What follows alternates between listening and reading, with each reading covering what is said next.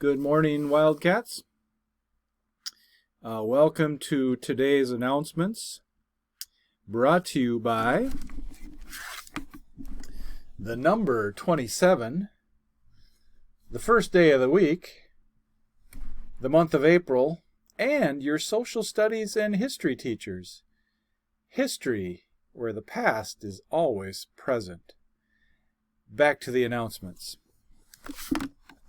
So, hey, Wildcats. Today I want to talk to you a little bit about what really makes us happy versus what we sometimes think makes us happy. Now, a lot of what we believe is based on what we see. What we see tells us so much about what we believe. I'm going to give you some visual pieces to help explain my case here. Again, what I'm saying is a lot of what we believe about what will make us happy is wrong. Here are some visual cues to help make my point.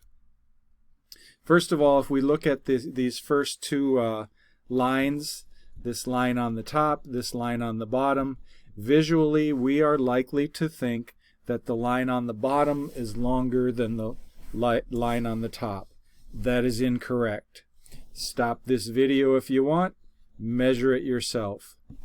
These two tables, our eyes tell most of us that the table on the left is longer and narrower than the table on our right. That is not correct. They are the same size tables. If you don't believe this, stop the video, cut out a little piece of paper that fits exactly on this tabletop, turn it, it will fit exactly on this tabletop. Finally, take a look at these two red lines. Visually, our mind would typically tell us that the red line on the right, this line, is longer than the red line on the left. That is actually not correct. Go ahead, stop the video, and measure them. So our mind, our vision, tells us things many times that are not correct. Our mind tells us things that will make us happy that are not correct also. This is based on science. We think we will be happy if we get the perfect grades, if we have a lot of money, if we have a lot of awesome stuff, a lot of things, clothes, cars, houses, etc. We think we will be happy if we have the perfect body, good looks, perfect hair, etc. But Wildcats, future Spartans, that is simply not true. Survey after survey after survey shows us whether you're rich or poor, whether your grades are good or bad, whether you have awesome stuff or not, or what other people would say is the perfect body, the perfect looks, etc. Those do not make you happy. What in fact makes you happy and is most fulfilling is doing things for others, having fulfilling relationships, having human connection, talking to people, being with people, visiting with people, getting to know people. What makes you happy are acts of kindness, an attitude of gratitude, being grateful for what you have.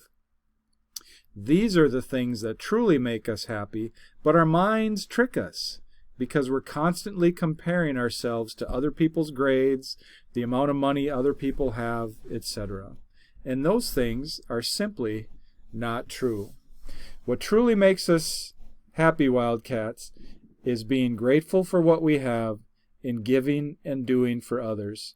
So Wildcats, today, add value by one, thinking about what you're grateful for. Look around. You can make a whole list. And then when you've made that list, thank the people that have made it possible. And then number two, what can you give to others?